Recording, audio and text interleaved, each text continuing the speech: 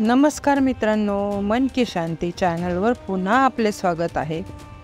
आपलं life 95% subconscious mind चालवते आणि उर्वरित 5% कॉन्शियस माइंड चालवते. आपला मेंदू दोन भागात विभागलेला असतो. एक म्हणजे कॉन्शियस माइंड आणि दुसरं म्हणजे सबकॉन्शियस माइंड. सबकॉन्शियस माइंड इमोशन्सवर चालते आणि कॉन्शियस माइंड हे लॉजिकवर चालते. काय खरं आहे काय खोटं आहे हे बघत असते. How to reprogram your subconscious mind हा आज व्हिडिओचा विषय आहे.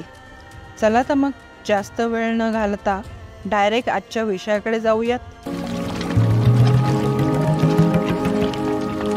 एक बाळ जे जन्माला येते तेव्हा त्याच्यामध्ये कॉन्शियसनेस फार कमी असतो. 7 वर्षापर्यंत बाळाची वाढ होत असते. जे काही आजूबाजूला वातावरण आहे किंवा फॅमिलीमध्ये जसे वातावरण असते तसे त्याचे माइंड प्रोग्राम होते. मग जसं जसं ते बाळ मोठं व्हायला लागते त्याला वाटायला लागते हे बरोबर आहे, हे चुकीचं आहे, ते बरोबर वाईट त्याच्या आई वडील किंवा त्याचे टीचर जे सांगतात ते बाळ त्या गोष्टीला वाईट किंवा चांगलं म्हणायला लागते. त्याच्या नजरेतून ते बाळ सांगत असते. म्हणजे जशी त्याची जडणघडण असते तसे त्याचे विचार असतात. म्हणून श्रीमंत लोकांचे मूल अजून श्रीमंत होतात तर गरिबांची मुलं अजून गरीब. तुम्हाला माहीत आहे की असे का होते? कारण गरिबाचा बाप म्हणत असतो पैसे काही झाडाला लागत नाही, पैसे कमवायला खूप मेहनत लागते, आयुष्य एवढं सोपे नाही, खूप स्ट्रगल करायला लागतो. ते श्रीमंत माणूस आपल्या बाळाला शिकवतो पैशाने पैसा खेचला जातो. ज्या वातावरणात आपण वाढतो तशी जडणघडण आपली होती. जर आपलं सबकॉन्शियस माइंड नेगेटिव्ह विचारांनी भरलेलं असेल, जसे की माझ्याच्याने नाही होणार, मी नाही करू शकत, असे विचार मनात यायला लागतात आणि जसे विचार तसे आपलं लाईफ घडते.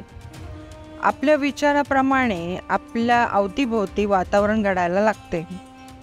आपल्याला वाटायला लागते की खरंच आयुष्य खूप अवघड आहे, पैसे कमवायला खूप कष्ट घ्यावे लागतात, लाईफ म्हणजे खूप स्ट्रगल आहे. हे सगळं 95% आपल्या सबकॉन्शियस माइंडमध्ये चालत राहते. अनफॉर्च्युनेटली तशीच सिच्युएशन तयार व्हायला लागते.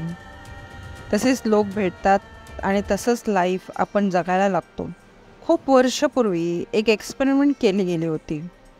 एक क्लिनिकमध्ये काही ॲक्टर्स बसवण्यात आले होते आणि त्या क्लिनिकमध्ये एक मुलगी जिला बिलकुल माहीत नसते की हे एक्सपेरिमेंट आहे, ती खुर्चीत जाऊन बसते. थोड्या वेळाने क्लिनिकची बेल वाजते. तिथं बसलेले बेलचा आवाज ऐकल्यावर उभे राहतात आणि मग परत बसतात. त्या मुलीच्या काहीच लक्षात येत नाही. मग पुन्हा तसंच होतं. 3 वेळा बेल वाजते, लोक उभे राहतात आणि बसतात. चौथ्यांदा बेल वाजते, सगळे उभे राहतात, मग ती मुलगी पण उभी राहते आणि सगळ्यांबरोबर बसते. मग एक एक करून सगळे पेशंट संपतात आणि ती मुलगी एकटीच राहते. तिथे तिला कोणी बघत नसतं, फक्त एक हिडन कॅमेरा असतो. तरी पण ती बेल वाजली की ती उभी राहते आणि पुन्हा बसते. जरा वेळाने तिथे नवीन माणूस येतो, तो खुर्चीत येऊन बसतो. जेव्हा बेल वाजते तेव्हा ती मुलगी पुन्हा उभी राहते. तो माणूस पहिल्यांदा बघतो तेव्हा तो काहीच बोलत नाही, पण जेव्हा तो दुसऱ्यांदा बघतो तेव्हा तो त्या मुलीला विचारतो, तू का उभी राहिलीस? तेव्हा ती सांगते, काय माहीत नाही, इथे आधीचे लोक हेच करत होते म्हणून मी पण तेच करते. आणि पुढच्या वेळेला तो माणूस पण उभा राहायला लागतो. असे का होते? Any guesses? 15 सेकंद देते, विचार करा. मेंदू आहे ना, मोठ्या मेंदूवर आदळतो, त्यातून स्पंदनं बाहेर पडतात, मन भ्रष्ट होतं, मनात अविचार येतात. त्यासाठी काय करायचं? ध्यान करायचं, शांतपणे बसायचं, डोळे मिटायचे आणि बोलायचं, हो. नाही माहीत, चला मी सांगते.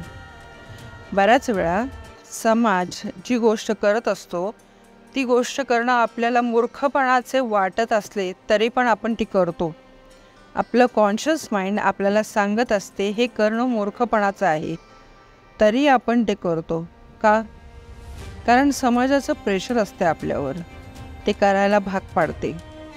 आपला समाज आपल्याला सांगतो की काय विचार करायचा, पण आपला समाज आपल्याला हे नाही सांगत की आपल्याला विचार कशा पद्धतीने करायचा.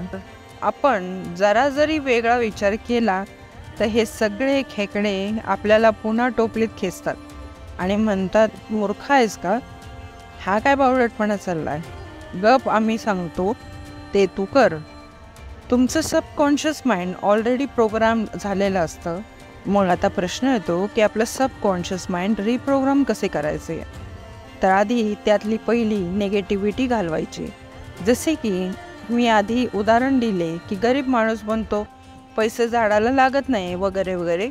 तर आपल्या माइंडला आपण हे सांगायचे की पैसे कमवणं एवढं पण अवघड नाही. आयुष्य म्हणजे स्ट्रगल वगैरे काही नसतं. आयुष्य म्हणजे एक सुंदर प्रवास आहे, तो एन्जॉय करायचा असतो. कधी सुंदर रस्ता लागतो तर कधी पायवाट, कधी मोठे मोठे दगड लागतात. ते एन्जॉय करत करत पुढे जायचे असते. इंग्लिशमध्ये म्हण आहे, fake it till you make it.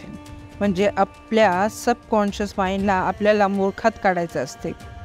त्याला सांगायचं आहे की सगळं छान आहे, सगळं सुंदर आहे, ऑल इज वेल.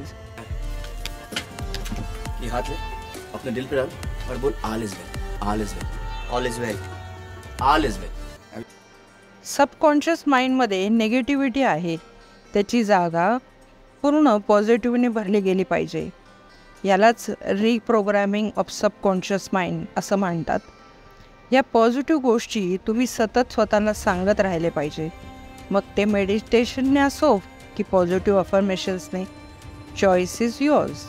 आपलं कॉन्शियस माइंड ज्याला प्रत्येक गोष्टीत लॉजिक बघायची सवय आहे, त्याला वाटेल हा काय बावळटपणा आहे. पण सतत हॅमरिंगने ते त्याला कदाचित 8 दिवस लागतील और मे बी 15 महिना किंवा 2 महिने सुद्धा लागू शकतात. कॉन्शियस माइंडला हे खरे वाटायला लागते. त्यामुळे हे कॉन्शियस माइंड आपल्या सबकॉन्शियस माइंडला रिप्रोग्राम करायला लागते. जेव्हा सबकॉन्शियस माइंड रिप्रोग्राम होते तेव्हा आपल्यातली नेगेटिव्हिटी, एन्झायटी, स्वतःला आपण लो समजत असतो, ती निघून जायला लागते. तुमच्यात कॉन्फिडन्स यायला सुरुवात होते. तुमची न होणारी कामे पण व्हायला लागतील. तुम्ही जर पालक असाल तर तुमचे जे बाळ आहे त्याला याप्रमाणे तयार करा की तो जगात इतरांपेक्षा वेगळा दिसला पाहिजे. जो वेगळा असतो तोच जगात काहीतरी वेगळं करून दाखवतो. याचे सर्वात मोठे उदाहरण म्हणजे छत्रपती शिवाजी महाराज. काय बरोबर ना? हा व्हिडिओ तुम्हाला कसा वाटला हे आम्हाला कमेंट करून नक्की सांगा. व्हिडिओत आम्ही सांगितल्याप्रमाणे तुम्हाला सिमिलर अनुभव आले असेल तर आम्हाला कमेंट करून नक्की सांगा. व्हिडिओला लाईक, शेअर आणि सबस्क्राईब करायला विसरू नका. धन्यवाद.